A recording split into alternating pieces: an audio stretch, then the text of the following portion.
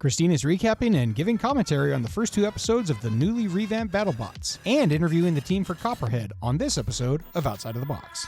I was a bit nervous, but when I got to the first hit, I was not nervous anymore. Hello, everyone, and welcome to another episode of Outside of the Box. And this is a very exciting episode, as I'm sure I noticed many people were excited that this show was going to be covering BattleBots again.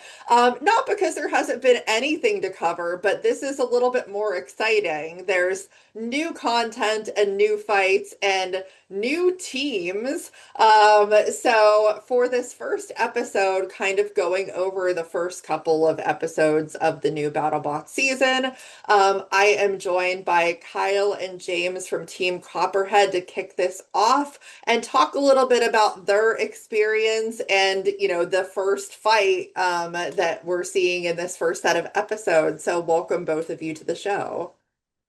Thanks. We're happy to be here. Yeah, well, this is very exciting because Copperhead obviously is not a new robot to BattleBots, but this is a new team for Team Copperhead, and obviously a new driver with you, James. So the first thing that I want to talk about is just the experience of doing BattleBots as a new team, because I think most of us have been fans for a long time, but when you actually get to go there and run a robot and have that full experience, I'm sure it's a little bit different than just watching it. Yeah, I mean, thank goodness we were on Team Magnitude before Copperhead, so we were able to mentor behind, Chad New, one of the greats, and kind of just get a feel for what it was like to run a heavyweight. So really just learning from the people there, and plus the BattleBots community is so open. So luckily we weren't like completely green. We knew what to expect. We knew what the pits were like, and James, has spent a lot of his childhood running around the back of the BattleBots in the pits, just helping, turning. We have a rule when James was younger that if there's something he can do, he had to do it. And what was that with Magnitude? It was screwing in bolts, brushing the bolts, getting them clean, because they need to be clean or else they won't go in right. Yep, and a lot of Loctite. Lots of Loctite. So yeah, but it is different when you go there with your own robot, right? I mean, if Chad gets has issues with Magnitude, it's on Chad. There's a lot more pressure when it's your robot, and it's your team and it's your kid driving. So that definitely steps up the game and the pressure quite a bit. Yeah, for sure. Now, James, were you nervous about driving a BattleBot? Because I mean, there have been some younger competitors. Obviously one of my biggest inspirations was Lisa Winter, and she was quite young when she started in BattleBots as well. How did you feel about being a BattleBots driver for the first time? I was a bit nervous, but when I got to the first hit, I was not nervous anymore. Sometimes it does take a little bit just to kind of say, okay, I'm in the fight, I'm doing this, and then just go from there. I mean, I'm sure that the rest of the teams were all very welcoming to all of you. I mean, you kind of, like you said, had already been a part of it, but when it's your own team, it's a little bit different.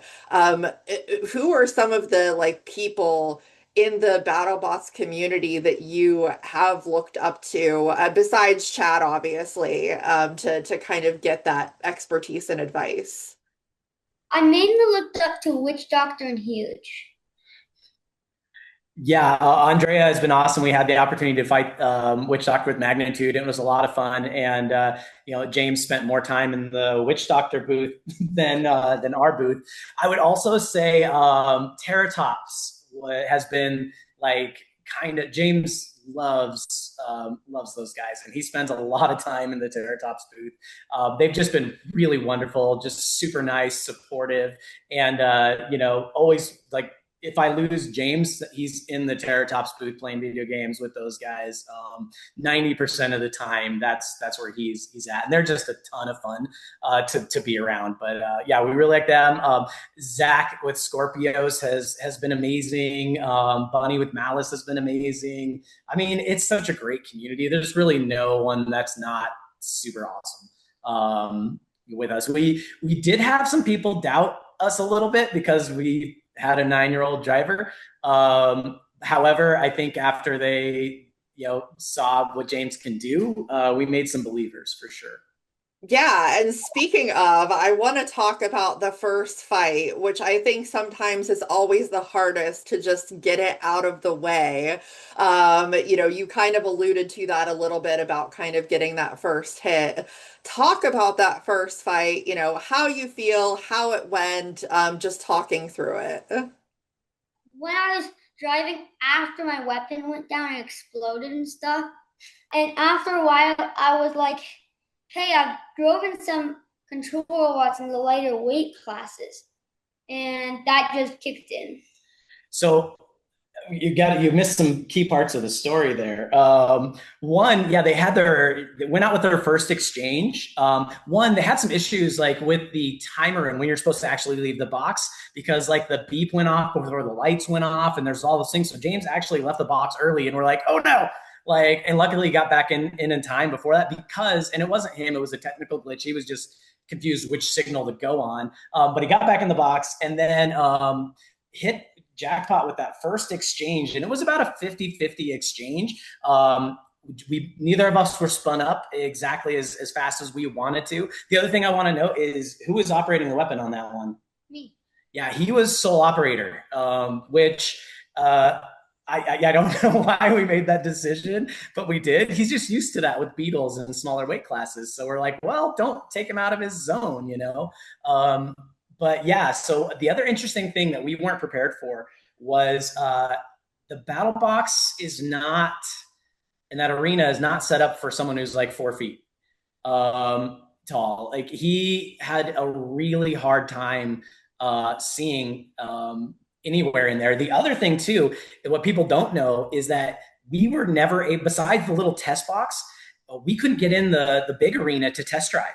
So we couldn't do any steering tuning on a brand new robot. This robot's never gone full speed, full power, full turning with the weapon running ever. He has a little test box and he was handling it great in the test box, but we had no tuning, no anything. So he's going into it not only first time ever driving and fighting in the arena, but with an untested robot, and he couldn't see a lot of things on there. So one thing you'll notice is when he gets up on the upper deck in the fight, Copperhead's short to begin with. It's not a very big robot. And when it's on the upper deck, he couldn't see it at all. It was just blind to him because he's too short to see over the posts and the things, the screws and everything else there. So, a lot of people might see him like looking like he's, out of control. It's like he had no idea where you were on that upper deck, did you? Yep. What was like the scariest bit about it is because I cannot see at all. And when I ran to the side, I did not know I was pointing to the side. I do not know I'm pointing anywhere. I just assumed that I was pointing the right way. Yep. And so he actually ended up hitting the pillar and it shattered our weapon. And this is like 20 seconds in. I don't remember exactly when it was. And it was devastating at that moment. Just like, oh man, like he was actually doing okay. Like going 50-50 on the exchange and then getting on the upper deck and then having that weapon go out. But that's when you said he just like finally got off the upper deck and he's like, all right, no problem. And you look at the robot, it's oversteering like crazy because we didn't have a chance to tune it. And the one difference is between the Beetles and the big robot is it doesn't respond instantly. And so he's not used to that. He's used to something that twitches the second you touch the controls. So you see him oversteering a little bit, but and my heart just sunk for the poor guy. And I was like, well, BattleBots, we've been around this. We know it happens. But he didn't give up. I mean, you said you just kicked into control mode. Is that what you said? Yep. I mean, that's what you have to do sometimes. When you lose the weapon, you have less options, and you have to kind of get a little bit creative, and use the tools that you have at your disposal. I mean, how did you feel about fighting Jackpot just in general? Because it can be a pretty tough robot. I've seen it deliver some really tough hits. And I mean, Jeff and Kat are just such like wonderful people as well. So it kind of had to be fun to fight them. Yep.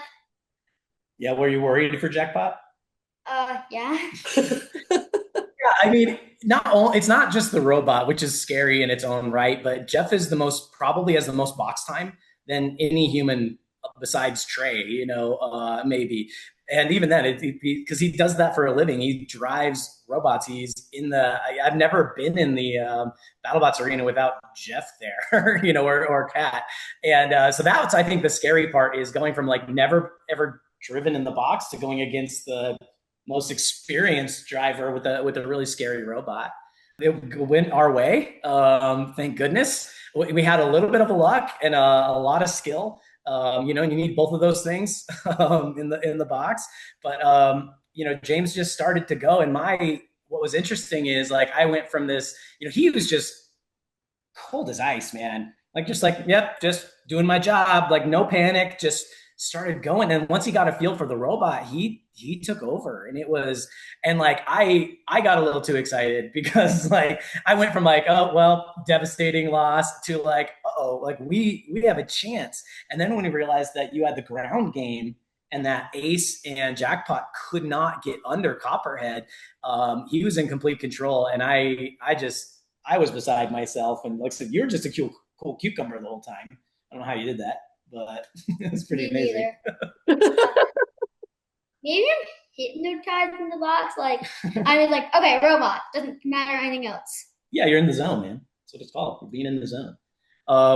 Yeah, but my favorite part of the fight is like he grabbed Ace and Jackpot and slammed him into the wall. The Jackpot's weapon was down. They had a side go out, but they were still controlling. And Ace is always scary, and he got them both and just slammed them in the wall right in front of us, and like just at our feet. And it was just that this moment where it's like, wow, like emotionally went from like, well, we tried, next fight, and then all of a sudden like, oh, we have a chance because he was just controlling the rest of the match. And it was, like I said, just an emotional roller coaster for the team. And honestly, I mean, I think it's going to be one of the best fights of Pro League personally because of the back and the forth and the ups and downs and the changes of the power differential. It's going to be a lot of fun. Do you have a favorite part of that match? Probably when I figured out that I can push Jackpot and just rammed him into the walls. Yeah. Yeah, which is hard to do, especially at that level, to scoop up a bot and be able to do that. So yeah, that's an exciting moment right there for sure. A couple of other questions. So, Copperhead is obviously a small, compact drum style robot, one of my personal favorites. Is there something that, you know, drew you to this type of robot? Or like if you had a chance to build something from scratch, net new, would you do something completely different? That's a great question. I don't think a lot of people understand. Like, we wouldn't have taken over any other team. Literally, that was just no desire at all. We did want to build our own heavy. We're in the process of planning that. That's why we were kind of studying under Chad New and getting to know as we were just trying to figure out the ropes so we could build our own heavy. And then when we found out that no one had any plans really to do anything with Copperhead, that just kind of planted the seed. And it just makes so much sense at so many levels. One, it's a Colorado robot. And we take very much a pride in that. We were watching the show as spectators. Whenever Copperhead came on, we were just nuts because it was a Colorado robot. Also, it's like a people's robot. It's just welded steel and 3 motors, 3 speed controllers, and there's like a beauty to that. that I think I really respect the robots that are crazy engineered. And, obviously there's a lot of good engineering in Copperhead, but I just love its simplicity and how it's, at some level it's really accessible. And I love how compact it is. And it's also, the most durable robot on the planet in the heavyweights. One of the robots we have here has been through like 3 seasons. That's unheard of in BattleBots. So if there is one that you want a 9-year-old driving, it's Copperhead. So yeah, it was, for us, it wasn't like we're just looking for any robot. It was like, we could just take Copperhead, and since no one's doing anything, let's see if Zach is into this, and go from there. And what is new this time is Copperhead has had different managers before, but this is the first time it's had new owners. So it's a whole thing. It's a whole new team, which is why we changed the logo and everything else. Even though we like the old Copperhead, we wanted to signal to people, is like, this is new. What we're doing here is different. We're taking this, for as long as we can do this. Yeah, for sure. Now, as far as, because there's certainly been a lot of talk amongst the fans. I mean, I think all of us fans are watching the new show, and there's been, a lot of praise, a lot of people having different comments and things like that about it as well. What's your take on it? Because personally, I think when you are trying something new, right? Like BattleBots is doing this on YouTube, and the YouTube audience is going to inherently be different than like a normal TV audience. And you have to make some adjustments in order to make it like palatable for the people that are watching it on that platform. And, certainly, like, I think that there's some things that can be fixed. It sounds like they understand that and they're working on addressing that. And hopefully we'll see some of those changes in the future. But how have you felt watching it so far? So we're in a unique situation because, one, not only are we a team now, we're also just, James has been obsessed with BattleBots since he was 4 years old. We're in this zone right now where BattleBots is back and we get to be a part of it. So that is the most important thing for us. Like, the rest is minutia, like, we're just happy to be here, to be back, and to be there with Copperhead, and to have, James, driving and being a part of this whole thing and seeing his dreams come true. So for us, it's like everything else is gravy. That being said, what I think has been interesting is we have seen the positive and the negative feedback. But what I am really impressed with is that the BattleBots team heard it. And it just wasn't like, nope, this is the future now. We're doing this because we think it's best. They went, you know what? We heard you, and we're going to make changes, which I think is a testament to the team, to Trey and all those guys that are managing it. They listened, and they're taking, as much action as they can with the time that they have available to improve and take that feedback seriously. And, I'm in business, and you don't see that very often. It's normally a one-sided conversation. The fact that they said, we hear you, we're going to do better. And I'm really excited. I hope we get to see some of those changes tomorrow. It's going to be fun no matter what, because we have a 9-year-old driving Copperhead. But yeah, well, that's my take, if that means anything. Yeah, no, for sure. We all want to see this succeed because, it's been a very long time for not having, BattleBots in the way that we're used to, and certainly seeing Farouk and Chris and Kenny involved, and, all of that is a very welcome, thing to see again. So it's very exciting for everyone, the fans, the builders, everything. So I'm looking forward to seeing what that looks like moving forward. Well, I think the big picture, though, a lot of people are missing is that full episodes on YouTube is massive for everybody for free. Because I grew up in a house that we didn't have cable, and I didn't know BattleBots existed. And had I known, I would have probably been all I watched, but it wasn't in my, my scope because we didn't have cable. And then even when James was younger, it was hard to try to track down the services that had BattleBots. And if they can, make this work on YouTube, that means anyone can watch any episode at any time. And for kids that this is their football, this is their soccer, this is their baseball, is BattleBots. Like that's a big deal to be able to just go to YouTube and rewatch your fights over and over. The only reason we have HBO right now is because it's the only show that James watches. And I don't wake up to a morning where he's not watching BattleBots. I can't remember when the last time that wasn't the case. Yeah, for sure. Well, I'm certainly excited to see more. Obviously seeing more Copperhead fights in the future, and seeing how the season goes. So, there will be a little bit more to come on this episode as I'm going to share kind of just my overall thoughts on what we've seen so far from BattleBots. But I appreciate you both for joining me, and giving a little bit more insight into what's going on with Copperhead. Yeah, thanks for having us, and anytime. Absolutely. Well, if you're watching this, stay tuned for more as I talk about the first couple of episodes. All right, we are back and here to talk more BattleBots, but more specifically about kind of the first two episodes as a whole, and not just specifically about Copperhead, although that was definitely a highlight for me in the first couple of episodes. So let's kind of shift back to episode one, debut of Pro League, very exciting.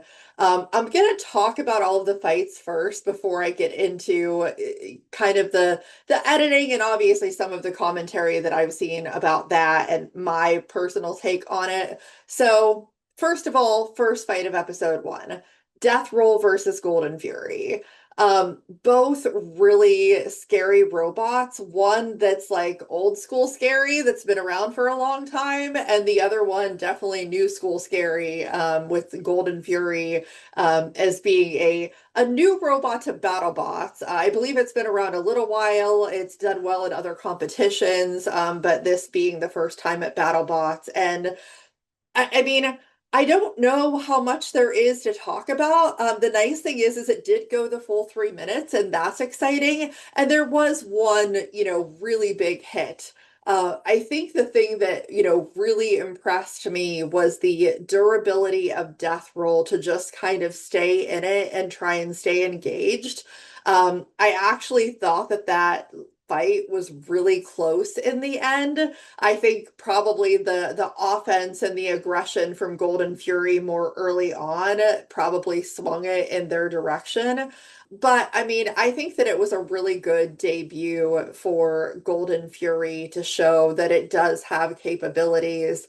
Heartbreaking for the Death Roll team, because I mean, I'm a big fan of that robot. It's in my top five of all time. So I hate to see it lose. But I think it was a good fight to kind of kick things off, for the Pro League and get into the rest of it, especially since some of the other fights we saw in the first couple of episodes were maybe not quite what we wanted to see, but still like some really good wins for folks.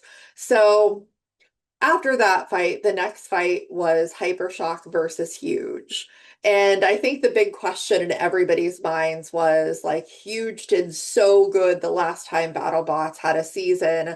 What are they going to do this time? Because I mean, it can, hopefully go up from there. They obviously were successful in their first fight, but Hypershock, kind of an uncharacteristic fight for them. I know that they've done some changes to the robot and things like that, so that factors into it a little bit. But I have to say, of anything, my heart absolutely broke for Alex because she seemed pretty torn up about it, and feeling like it was her fault. And I could promise her, and I'm sure she knows this, now at this point in time, like it wasn't. Robots are robots and stuff happens, but I definitely was surprised to kind of just see the wheels come off like that. And certainly was hoping for a really amazing fight between these two robots. And we did get to see, some things in the beginning, but it wasn't obviously as long of a fight or as exciting of a fight as we may have hoped. But I think these are the kind of fights where you look at your robot and you say, okay, we put it out there. We saw what happened. We have some data to go back and, make those changes and figure out what went wrong and come back from that. That's something that I hope very much for Hypershock moving forward. And I mean, for Huge, they won. I think that they might have liked to get a bit more of a test in that fight, just to kind of set the stage for the future. But the robot did look pretty good. So I mean, it is certainly promising. And I'm excited to see what both of these robots do moving forward. The third fight of that first episode was Endgame versus Malice. And it's another one of those where I always have that like empathy, either good or bad, depending on the situation for the teams. Malice, like, they really, I think maybe took some learnings from the prior seasons. And again, like the robot looked really good. One thing that I personally love is the fact that Bunny is very vocal about the fact that it is not their team's primary goal to win. They want to see what the robot can do, have some fun and things like that. And for me, that's a big part of what combat robotics is about, and one reason why I love it so much.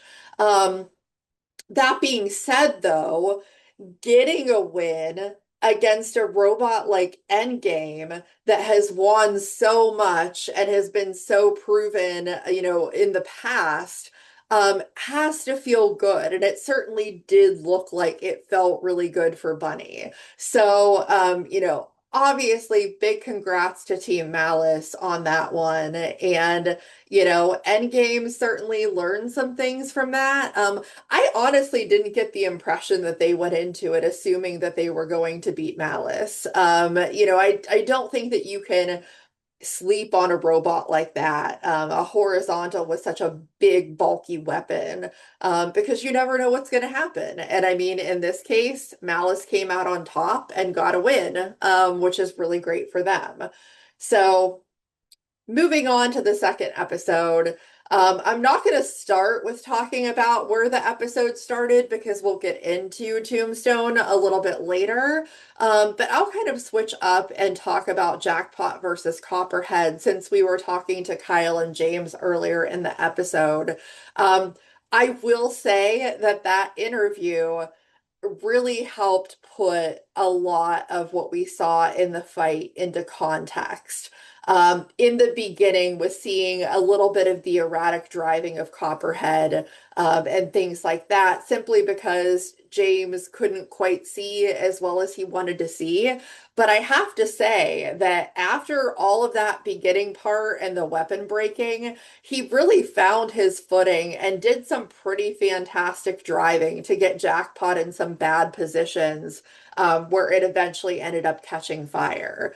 Like, I do really have to hand it to James for that outstanding control driving. Because I don't know that, there's many, many people, like younger people that are into robots that could just like pivot and be able to drive like that, because it's what was required given the situation. So, it was honestly really impressive. And especially like, another thing that was mentioned during the interview is that Jeff has so much stick time, like so much stick time. So he's a very experienced robot driver, and Jackpot is a very good robot. So big kudos to Team Copperhead for that win. It was outstanding and so happy for that kiddo, to get that win and hopefully build some confidence moving forward. Next fight was Manta versus Scorpios. And so something that I didn't know, like obviously going into this or hadn't heard, was realizing that Manta only had one copy of the robot. And some may say that that's not a great idea, but I guess also when Manta has won as much as it has, a lot of their fights don't last very long. And so there may not have previously been a need for more than one copy of the robot, which makes, a certain degree of sense there. Obviously, as you could see in this fight, it wasn't needed because they were able to do what they needed to do to Scorpios. That being said, you never know how that fight would have gone if that loose wire in Scorpios did not come loose, because Scorpios is built like a tank. It has that big armor package up front and is very hard to take down. I suppose if anybody could do it, Manta certainly could, because it's an extremely capable robot. And my personal pick as far as the robot to go all the way, because I've seen what it's been able to do in the past. And it's just such an amazing dialed in robot. And I'm very excited to see the future fights that Manta has. So the last fight was finally Mad Catter versus Tombstone, which at the beginning of the episode, they tried to start that fight first. Tombstone obviously had some gremlins and they had to pull it and take it back, and Ray had to pivot to get an older version of Tombstone.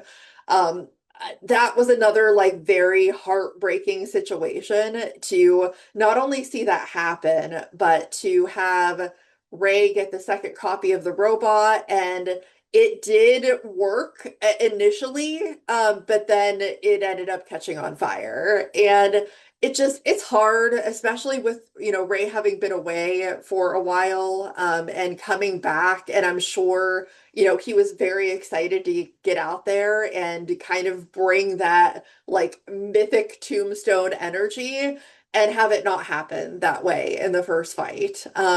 Do I think that Tombstone can no longer be successful at BattleBots? No, I don't think that at all. I think Tombstone is still a very capable and scary robot, and I'm excited to see, what they can do with some time and some repairs, and hopefully they have that time to get it working and get it going.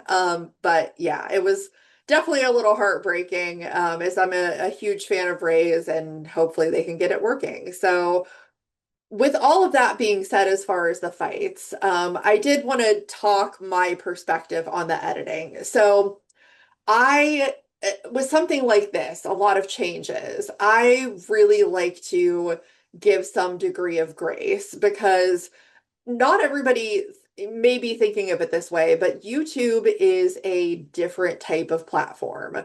And the viewers that come to YouTube look for a different type of experience. I can tell you, even from this show, my interviews are a bit longer form. And so I may not get as many views as a really short form recap video because, attention spans and whatnot. So it's understandable that BattleBots would try and adjust to make sure that they're fitting the audience of the platform that they're on. Where I think the balance is needed is that BattleBots' built-in audience that they've cultivated over the years expects a different type of experience. And so it's hard to make sure you find that balance, that you're adjusting for the platform, but not adjusting so much that it alienates the audience that's gotten you there. And I think that that's what they need to figure out. I actually didn't necessarily mind that it was short and that there was some of that like filler fluff cut out. It's that the actual editing transitions were so abrupt. It was like, this happens, then this happens, then this happens. And for me, I need just a little bit more than that. I need a little bit of a softer transition, and more behind the scenes. Like any little bits of the interviews and behind the scenes that they gave, I think were really great. And I do want to see more of that beyond just the fight. So, just even extending the episode out another 10 to 15 minutes and adding a little bit more of that in there, I think could be really beneficial, and help bridge the gap between those two audiences. So I'm excited that there's new BattleBots, and I think that they've heard that feedback and they're working on adjusting that. But obviously, like anything that's already been edited, it's kind of hard to like pivot that hard right away and do a full a full 180.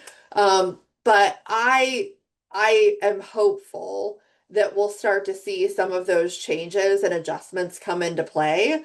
And the episodes will be a little bit more palatable to watch for people that expect a slightly different experience. So, yeah, I'm very hopeful. I'm excited that this exists, and the teams get a chance to be back on a bigger stage and competing closer to what we're used to with BattleBots. Do I think that this is necessarily in its final form? No, and I don't think that this was intended to be the final form, right? Like, I think this is BattleBots trying to do something to get this kind of recharged, and hopefully move it into something that's more and more closer to what we're used to, but also just with like some updates and things like that. So, yeah, I mean, I'm very excited. I think that it's great. It's great to hear Farouk's voice back announcing fights. It's great to see Chris and Kenny in there calling the fights. So it's much closer to the experience that, I think most of us would expect from BattleBots. And I look forward to more. I look forward to seeing more of these fights, the initial ones anyways, because I didn't see these live. So this is completely new for me. And I don't even know the results of any of these fights individually. So it is pretty exciting. But I hope that as BattleBots fans, everybody continues to watch and enjoy, and see how this season plays out.